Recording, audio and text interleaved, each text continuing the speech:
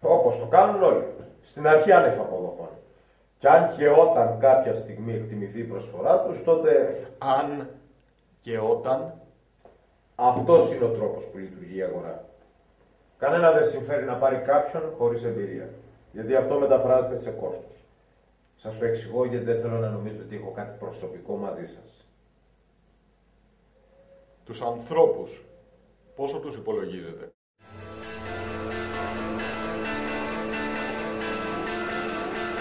Μπορώ να σε πάρω δοκιμαστικά.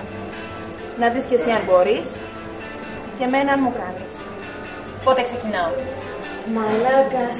Σπουδές, βεβαίως. Στρατιωτικό, μάλιστα. Δουλειά, τον πούλο. Σας ευχαριστούμε πολύ για τον χρόνο σας. Θα σας ειδοποιήσουμε όταν βγουν τα αποτελέσματα. Τι κάνουν τα αγόρια μου? Ζητάω ταπεινά συγγνώμη που δουλεύω στον πατέρα μου. Εκ πρώτης όψεως, κάνει. Παρακαλώ.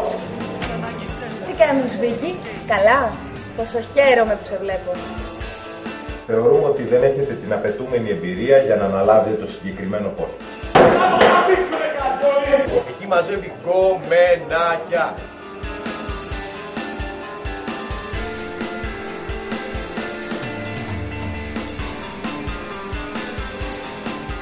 Σκάτα, άμα δεν έχεις δουλειά. Ποιος είμαι εγώ από τους τρεις? Ποια ανάγκη με έσπρωξε να γίνω και οι τρεις?